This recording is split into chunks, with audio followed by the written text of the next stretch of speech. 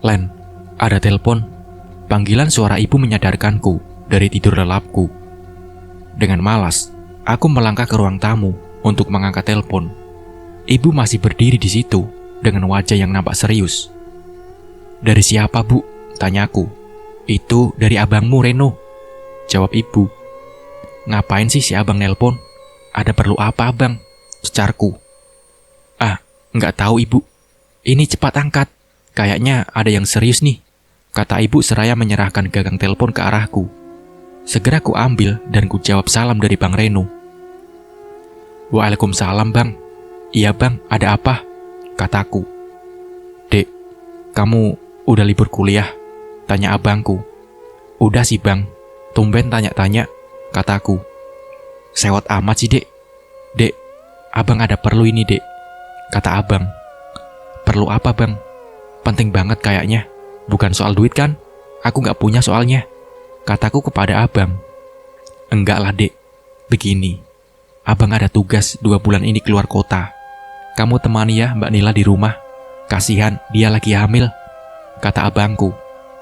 "Oh, oke deh, Bang. Lusa aku kesana ya. Tapi minta ongkos dong," kataku. "Iyalah, aman itu. Makasih adik abang yang cantik. Assalamualaikum."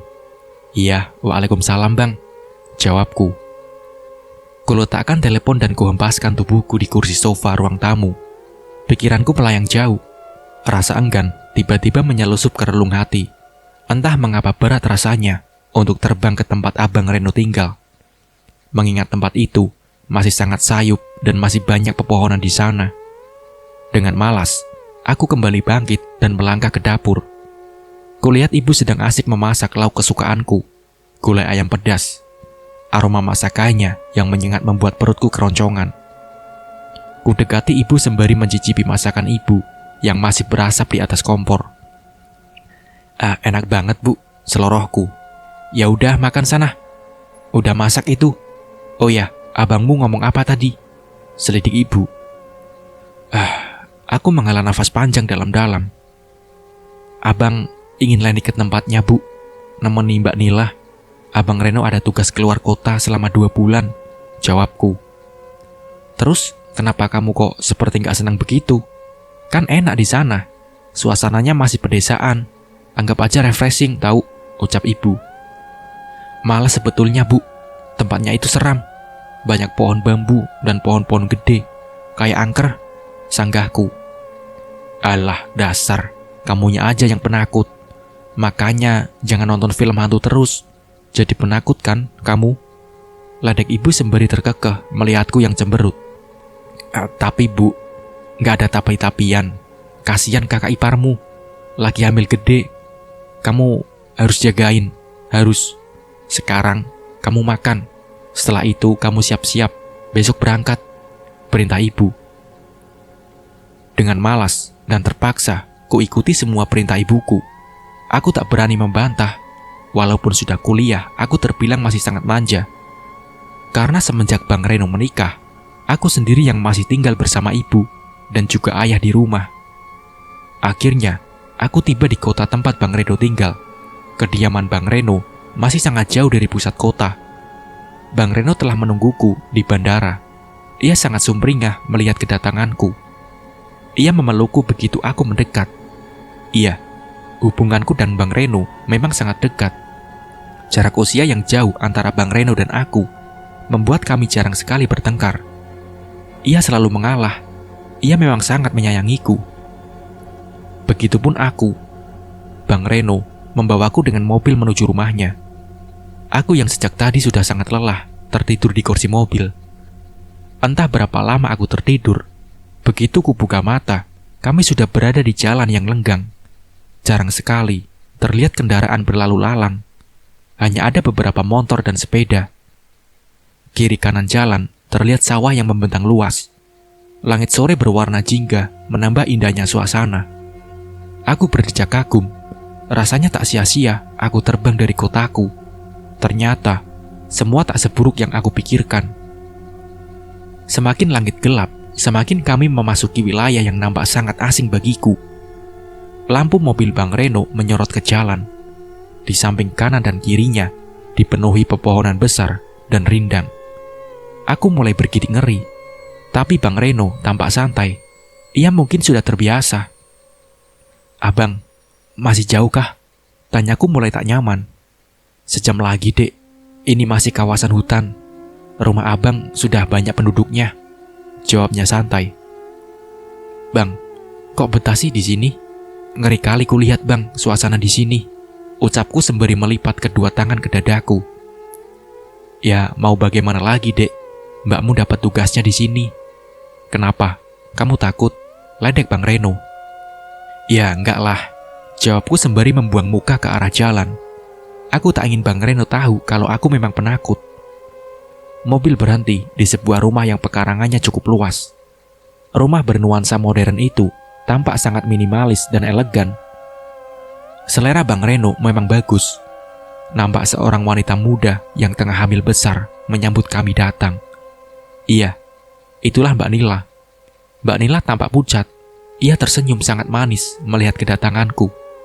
Pelukan hangat darinya membuatku salah tingkah. Ia pun mempersilahkan masuk. "Dek, kamu makan dulu ya. Habis itu baru istirahat. Kamu pasti lelah kan?" "Maaf ya, rumah Mbak jauh banget," ucapnya. "Iya Mbak, kebetulan Leni sangat lapar," jawabku. Mbak Nila menyiapkan makan malam yang terlihat sangat lezat. Aku dan Bang Reno telah lahap menyantap hidangan yang disediakan Mbak Nila. Setelah selesai makan dan mengobrol sebentar, aku pun pamit untuk beristirahat di kamar yang sudah mereka siapkan. Dan tak lama, aku pun terlelap. "Abang! Abang!" Suara jeritan Mbak Nila menyentakkan tidurku. Aku pun segera berlari menuju kamar Mbak Nila. Ku gedor kamarnya berkali-kali, dan tak lama, Bang Reno pun keluar dari kamar. "Apa, Dek?" ucap Bang Reno sembari mengucek matanya. "Abang, kenapa Mbak Nila menjerit tadi?" tanyaku khawatir. "Nggak ada Mbak Nila menjerit, tuh dia lagi tidur," jawabnya sembari menunjuk Mbak Nila yang masih tertidur di kasurnya. "Kamu kecapean kali, Dek. Sudah, sana lanjut tidur," perintah Bang Reno. Dengan pikiran yang masih bercabang, ku ikuti perintah Bang Reno. Aneh, sepertinya jelas tadi ku dengar suara jeritan Mbak Nila. Kalau bukan Mbak Nila yang menjerit, terus siapa? Hari ini Bang Reno berangkat keluar kota. Mbak Nila pagi-pagi sekali sudah menyiapkan sarapan dan keperluan Bang Reno. Dia sangat sigap meskipun membawa perut yang sudah membulat. Hamil tak mengurangi kegesitannya. Setelah Bang Reno pergi, aku dan Mbak Nila memilih untuk mengobrol di teras rumah, menikmati pagi dan menyeruput teh manis hangat dan gorengan buatan Mbak Nila yang rasanya enak. Mbak Nila memang pandai memasak. "Mbak, sudah nggak kerja lagi ya Mbak?" tanyaku memulai obrolan sembari menyeruput teh. "Enggak lah Dek, semenjak Mbak Nila hamil, Mbak sering gak enak badan, suka pegel-pegel," tukasnya. Mbak, kok Leni lihat sejak kemarin wajah Mbak pucat, Mbak sakit?" tanyaku khawatir. "Entahlah Dek, semenjak ada yang memberi ini, Mbak jadi suka mimpi buruk," jawabnya sembari menyerahkan sebuah benda tajam berbentuk duri dan bawang putih tunggal ke arahku. Untuk apa ini Mbak? Siapa yang ngasih? Ini kan duri salak Mbak," tanyaku penuh selidik. "Ini yang kasih tetangga Len, katanya untuk tangkal. Kan Mbak lagi hamil gede. Di sini masih banyak makhluk yang begituan Len," jawabnya panjang lebar. Apa iya sih Mbak? Aku mulai merasa ngeri. "Iya Len, makhluk itu suka ibu-ibu hamil. Dia bakal buat ibu dan anaknya meninggal Len. Tetangga Mbak dulu kejadian, perutnya bolong Len. Ibu dan anaknya meninggal. Ibunya sendiri yang menggaruk perutnya sampai pendarahan," terang Mbak Nila yang membuatku tampak bergidik ngeri. "Mbak, udah takut aku," ucapku memelas. Tiba-tiba perutku menjadi mulas.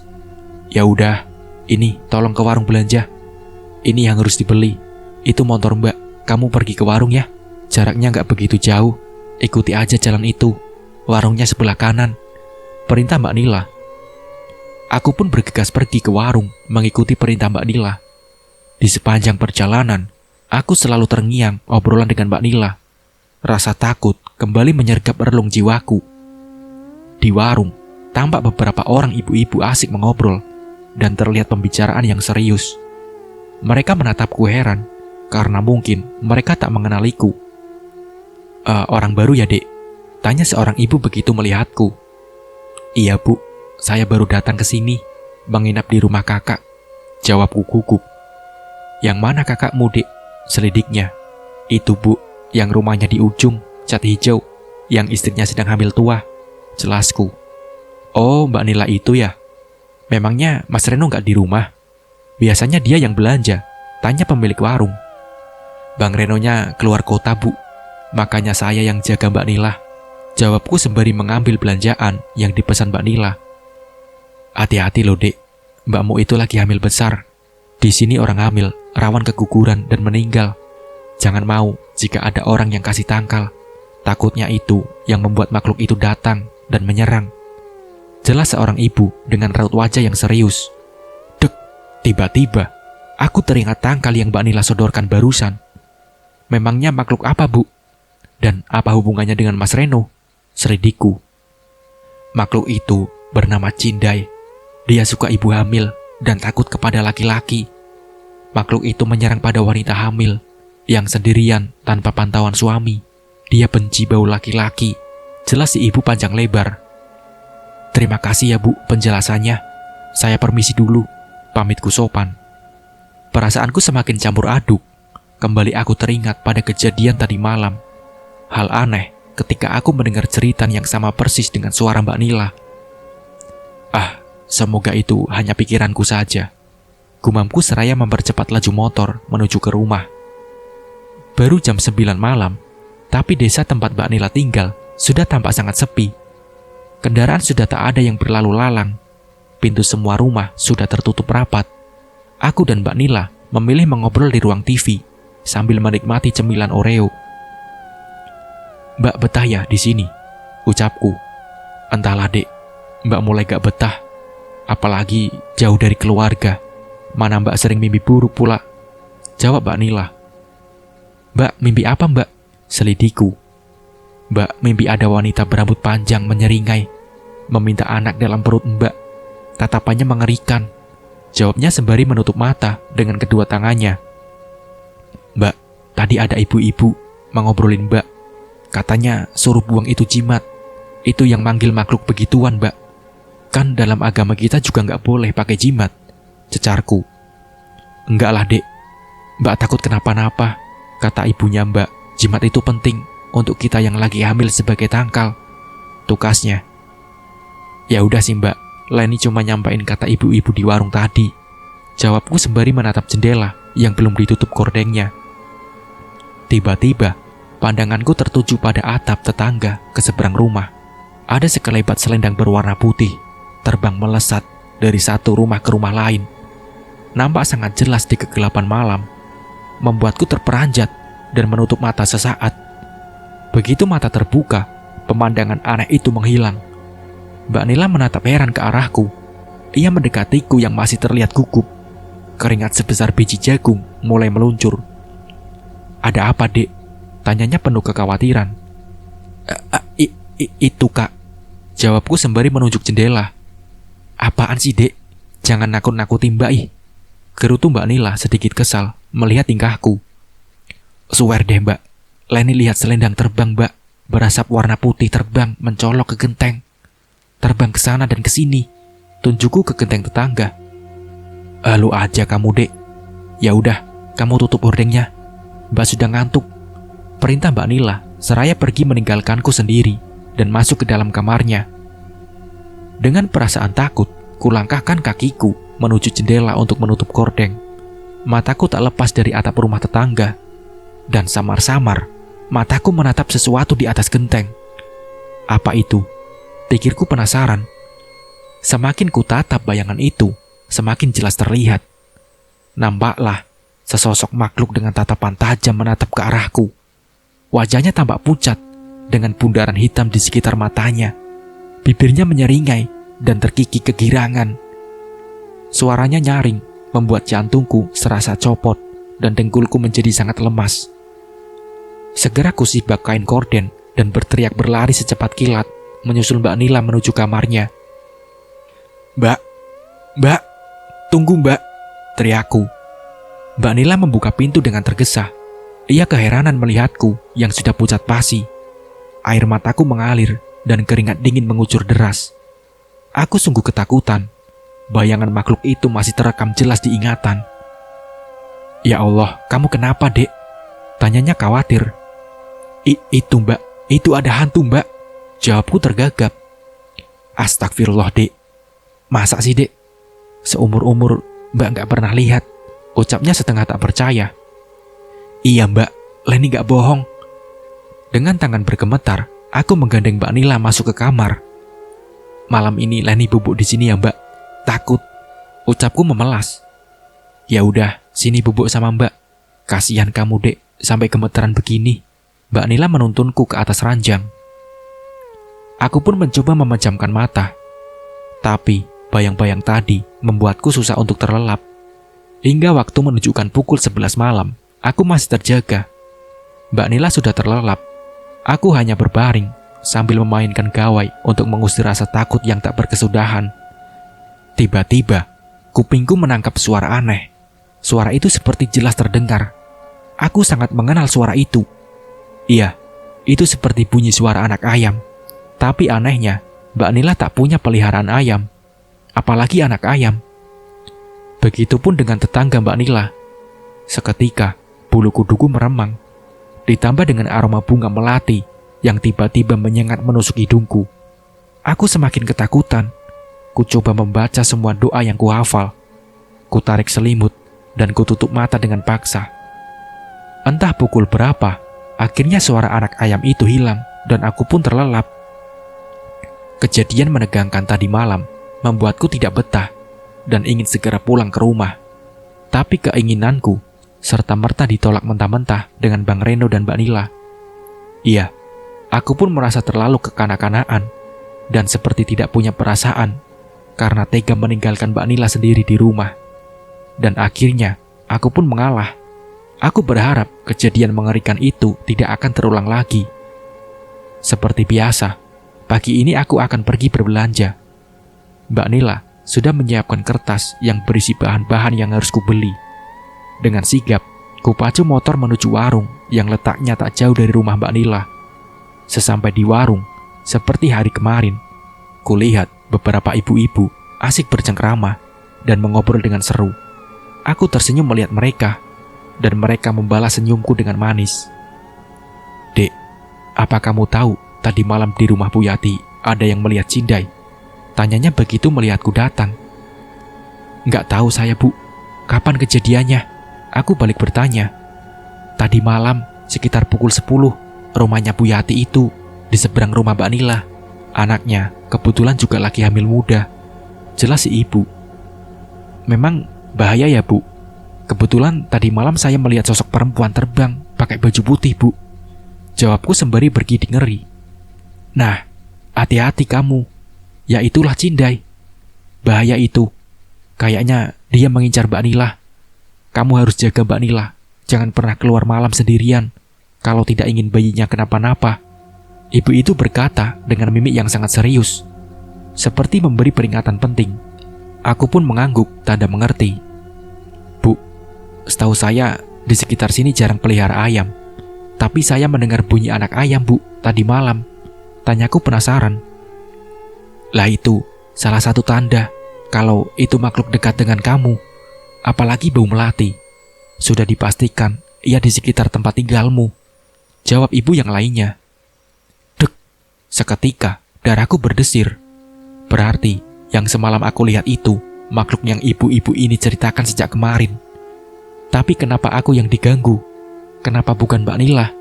Sebenarnya apa maksud makhluk itu menggangguku? Di malam ketiga, Mbak Nila bersiap tidur di kamarnya. Seperti malam kemarin, aku kembali tidur di kamar Mbak Nila. Sedang asik memainkan handphone, tiba-tiba kami dikagetkan dengan kordeng kamar yang tiba-tiba tersibak. Entah angin dari mana, padahal jendela terkunci sangat rapat. Sontak, aku dan Mbak Nila terperanjat. Kami saling berpandangan. Heran, suara anak ayam kembali terdengar. Aroma melati pun semerbak tercium di hidung. Aku memeluk Mbak Nila penuh kengerian, tapi Mbak Nila tak bergeming. Tatapan matanya fokus tertuju ke arah jendela kamar yang tersibak. Mbak, Mbak, panggilku lirih. Mbak Nila tetap terdiam dan terpaku. Bibirnya seperti terkunci rapat. Badannya menjadi kaku, tatapannya kosong, dan tiba-tiba, Mbak Nila, Mbak Nila. Dengan mencengkeram tangan Mbak Nila, aku berteriak sekuat-kuatnya. Mbak Nila tiba-tiba memutar kepalanya 180 derajat, hingga terdengar bunyi bak ranting yang patah. Aku pun tergugu, ketakutan, dan beringsut menjauh dari Mbak Nila. Sekarang di hadapanku, Mbak Nila yang tampak mengerikan terkekeh melihatku ketakutan. Kepalanya menghadap ke belakang, matanya tajam menyorot ke arahku. Bibirnya menyunggingkan senyum menakutkan.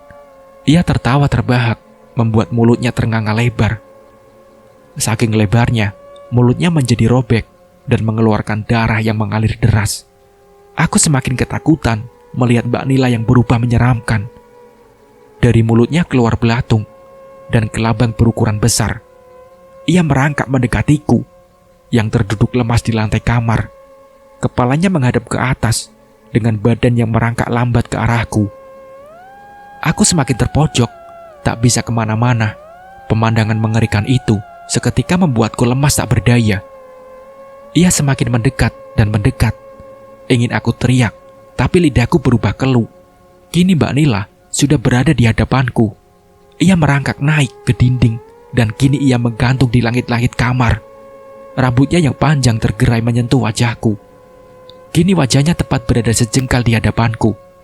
Darah kental yang keluar menetes ke mata dan hidungku, meninggalkan aroma anyir yang menyengat. Mataku tak dapat terpejam. Aku seperti patung yang tak dapat bergerak. Belatung dan kelabang berjatuhan ke arah wajahku. Aku hanya bisa menangis terseduh, memohon ampun. Nila, kini jadi milikku. Tak ada siapapun yang bisa mengambilnya dariku. Nila dan anaknya milikku, teriaknya. Aku masih tak mampu bergerak. Yang kuingat kini hanya satu, yaitu Tuhanku. Dengan sisa tenagaku, aku mencoba mengucap bait demi bait ayat Al-Quran dan doa yang diajarkan ibuku. Lama-kelamaan, semua anggota tubuhku mampu digerakkan. Lidahku sudah lancar membaca bait demi bait doa. Usahaku membuahkan hasil. Mbak Nila tiba-tiba terjatuh dari langit-langit kamar dengan teriakan yang memekakan telinga. Kepalanya kembali memutar ke posisi semula. Teriaknya nyaring memenuhi isi kamar. Dan tak lama, Mbak Nila terhuyung, kemudian terjatuh di atas kasur. Mbak Nila pingsan. Bersamaan dengan pingsannya Mbak Nila, tiba-tiba jendelanya terbuka dengan sendirinya dan menyibak tirai jendela. Tampak samar-samar asap putih keluar dari jendela kamar dan kemudian menghilang. Dengan sisa tenagaku, aku berusaha bangkit dan menutup jendela kamar. Terhuyung, aku mendekati Mbak Nila yang masih lemah tak berdaya. Ia tak sadarkan diri. Aku tahu Mbak Nila tidak baik-baik saja. Kulihat ada memar di kaki dan tangannya. Terjatuh dari ketinggian, tentu berpengaruh dengan kandungannya. Aku semakin khawatir mendapati Mbak Nila yang tak kunjung sadarkan diri. Aku berusaha menelpon Bang Reno. Berulang kali ku telepon, tapi tak jua ada jawaban. Iya, hal yang wajar mengingat ini sudah lewat tengah malam. Mungkin ia sedang tertidur pulas. Iya dek, ada apa? Akhirnya, Bang Reno menjawab teleponku. Bang, baliklah bang. Aku takut di sini. Tolong aku dan Mbak Nila bang, rintihku. Dengan tergopoh, ku ikuti suster dan dokter yang membawa Mbak Nila masuk ke ruangan. Perasaan kalut membelenggu hatiku. Tak tega rasanya memberi kabar kepada ibu tentang nasib menantu kesayangannya. Bang Reno pun tak dapat dihubungi sedari tadi. Tinggallah aku sendiri yang menunggu di rumah sakit. Mbak Nila belum juga sadar. Tapi anehnya analisa dokter, Mbak Nila baik-baik saja. Nafasnya teratur, ia hanya sedikit memar akibat terbentur. Selebihnya, tak ada yang mengkhawatirkan. Tinggal menunggu Mbak Nila sadar saja. Dengan setia, aku menunggu Mbak Nila. Hingga malam menjelang, Aku masih sendirian di ruangan rawat inap. Mbak Nila tak juga membuka mata. Semakin khawatir dengan keadaannya. Ku genggam tangannya, dingin, sedingin es. Dan tiba-tiba, tangan Mbak Nila menyentakku. Aku terkejut dan seketika melihat wajah Mbak Nila. Semula ingin tersenyum dan bahagia melihat ia kembali sadar. Namun semua pupus begitu kulihat raut wajahnya. Ia mengeram. Wajahnya terlihat sangat marah. Tersungging, bibir penuh kebencian. Matanya melotot tajam, membesar, dan membulat seperti ingin loncat dari tempatnya. Aku tahu itu bukan dia. Itu bukan kakak iparku. Aku yakin itu makhluk yang sama yang sedang mengincar istri Bang Reno. Aku berangsur menjauh. Lidahku terasa keluh. Dan ia tertawa menakutkan. Mbak Nila menangis dan tertawa secara bergantian. Ia kemudian berdiri di atas ranjangnya seraya mengelus perutnya yang membesar. Sudah kubilang, ia milikku. Percuma kau membawanya kemanapun. Aku akan terus bersamanya sampai ia mati. Ucapnya menunjuk ke arahku. Aku hanya bisa diam terpaku. Air mataku merembes. Aku tak tahu harus berbuat apa. Tak ada sedikit pun keberanian hinggap. Dalam hati, aku hanya berharap Bang Reno segera hadir dan menolongku. Suasana rumah sakit pun sangat sepi, dan pergerakan orang-orang sedikit pun. Seolah-olah waktu terhenti. Kulihat dengan jelas, Mbak Nila mulai terkikik sembari menggaruk-garuk perutnya. Dalam kekalutan, ku dengar pintu kamar Mbak Nila terbuka seketika. Kulihat Bang Reno dengan wajah yang terheran mendekati istrinya. Sayang, kamu kenapa? Suaranya bergetar melihat tingkah istri kesayangannya. Dek, apa yang terjadi dengan mbakmu? Tanya Bang Reno menatap ke arahku. Itu bukan Mbak Nila, Bang. Mbak Nila kerasukan, Bang. Jawabku terbata. Brek! Mbak Nila tiba-tiba terjatuh. Dengan sigap, Bang Reno menyambutnya. Mbak Nila kembali tak sadarkan diri. Dan tiba-tiba, lampu kamar mati. Aku berangsur memeluk Bang Reno. Takut. Dalam keremangan malam, samar-samar, kulihat sosok berdiri tak jauh dari Mbak Nila tidur. Lama-lama, tampak sangat jelas karena sedikit sinar lampu jalan masuk ke dalam ruangan melalui jendela kamar. Sosok itu menyeringai, mengerikan. Wajahnya hancur dan borokan mengeluarkan bau anyir yang sangat menyengat. Memakai gaun putih, menjuntai disertai rambut yang tergerai panjang awut-awutan. Kukunya panjang menyentuh lantai. Ia tersenyum sinis penuh makna. Ku benamkan wajahku di dada Bang Reno. Aku tak tahu apakah Bang Reno juga melihat makhluk itu. Yang ku dengar hanya degup jantungnya yang kencang. Lampu kembali hidup dan makhluk itu sudah tak tampak lagi. Aku mengucap syukur berulang kali. Bang, apa abang lihat sesuatu tadi? Tanyaku begitu keadaan sudah berangsur tenang. Mbak Nila sudah sadar, tapi pandangannya masih kosong dan sulit diajak bicara. Ia hanya diam, mematung, tanpa merespon sedikit pun. Bang Reno mengangguk pelan. Ia tampak tenang seperti sudah biasa. Ia menatapku dengan tatapan sayu, menyorotkan sebuah arti yang bisa kutebak. Maafkan abang ya, Dek. Abang sebenarnya sudah tahu kalau Mbak Nila diincar makhluk itu sejak lama. Makanya abang minta tolong kamu nungguin Mbak Nila. Bang Reno menghela nafas dalam-dalam. Jadi bang, gimana dengan Mbak Nila ini?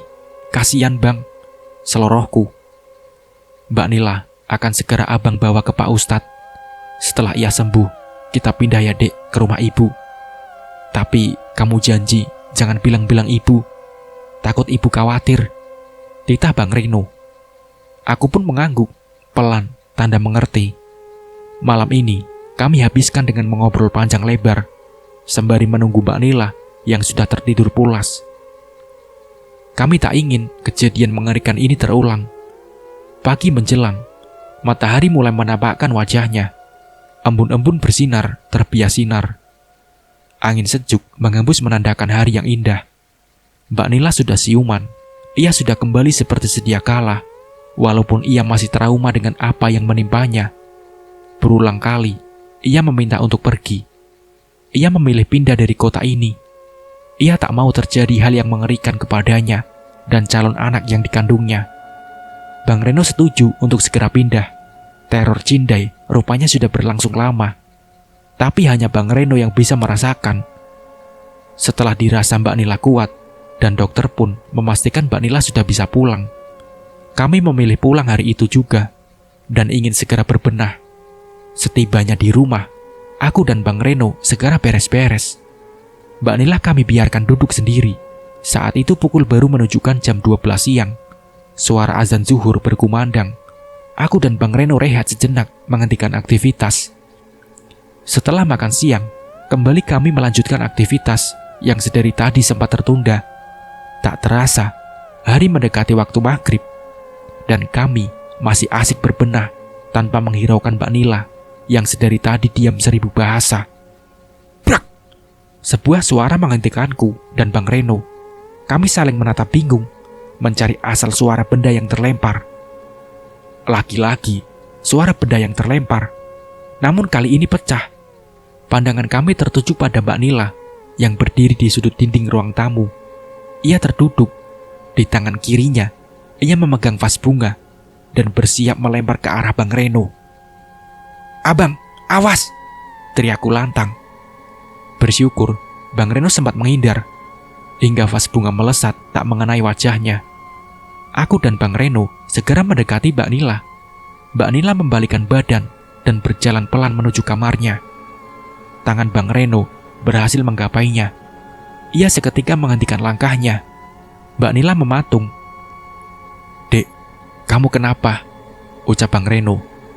Tak ada jawaban dari bibir Mbak Nila. Ia hanya terdiam. Tiba-tiba Mbak Nila tertawa nyaring. Kepalanya berputar menghadap Bang Reno 180 derajat. Sehingga kepalanya membelakangi tubuhnya yang menghadap ke depan. Bang Reno terjingkat dan memilih mundur menjauhi Mbak Nila. Bruk! Mbak Nila menjatuhkan dirinya. Kini ia merangkak dengan kepala menghadap ke atas, mendekati Bang Reno yang kini terpojok di sudut dinding ruang tamu. Tatapannya nanar. "Abang, mana jimatnya Mbak Nila?" teriakku. Aku yakin jimat itulah yang memanggil makhluk jahat ini datang meneror Mbak Nila. Di lemari kamar, Dek," ucapnya terbata. Mbak Nila semakin mendekat, dan kini ia merangkak naik ke dinding. "Kau kira bisa lari dan membawa Nila dariku? Percuma," ardiknya. Kutepiskan rasa takut dan berlari ke kamar mencari jimat laknat yang disumpah Mbak Nila. Kubongkar dan akhirnya kutemukan. "Alhamdulillah," ucapku. Dan aku segera berlari menuju Bang Reno yang kini keadaannya tengah terjepit. Makhluk itu kian mendekati Bang Reno dengan tawanya yang mengerikan. Bang Reno tampak sangat tertekan. Ia ingin melawan, tapi ia sadar akan berbahaya untuk istrinya. Kuhidupkan koset yang tadi kuambil di atas meja. Dengan membaca bismillah dan ayat-ayat Al-Quran, kubakar jimat laknat itu, berharap makhluk itu pergi dan tak kembali mengganggu. Jangan, panas!" teriaknya. Brek! Mbak Nila kembali terjatuh. Tapi kali ini, kepalanya sudah kembali ke posisi semula, dan Bang Reno dengan sigap menangkapnya. Asap putih membumbung tinggi, keluar dari ubun-ubun Mbak Nila. Mbak Nila pingsan. Asap itu pun seketika hilang, tak berbekas. Hari kemarin memang hari yang sangat panjang. Hari ini kami memutuskan untuk terbang kembali ke kampung halaman. Rumah itu dibiarkan begitu saja dalam kesunyian. Bang Reno masih trauma, begitupun istrinya, Mbak Nila yang kini sudah sadar. Mereka masih sangat takut untuk tinggal dan kembali ke rumah yang menyimpan sejuta misteri. Rumah itu rencananya akan segera dijual. Bang Reno berniat membangun rumah di kampung halaman, dekat dengan ibu dan mertua. Begitupun Mbak Nila. Aku senang, akhirnya Mbak Nila terbebas dari makhluk jahat itu. Mbak Nila pun kini sudah tak percaya dengan jimat dan hanya percaya kepada Allah. Ternyata jimat yang ia simpan selama ini adalah cikal bakal teror makhluk itu. Ia merasa terpanggil karena jimat. Itu penjelasan yang Bang Reno dapat dari ustadznya. Apapun itu, kini aku merasa lega. Pengalamanku di desa itu sungguh sangat berharga. Setidaknya aku bisa terlepas dari makhluk itu dan gangguannya yang menyeramkan. Selamat tinggal desa, selamat tinggal kenangan mengerikan. Aku berharap tidak pernah punya pengalaman seperti itu lagi. Nah, seperti itulah ceritanya. Semoga dari kisah ini kita bisa mengambil hikmah dan pembelajarannya. Mungkin cukup sekian dari saya. Wassalamualaikum warahmatullahi wabarakatuh.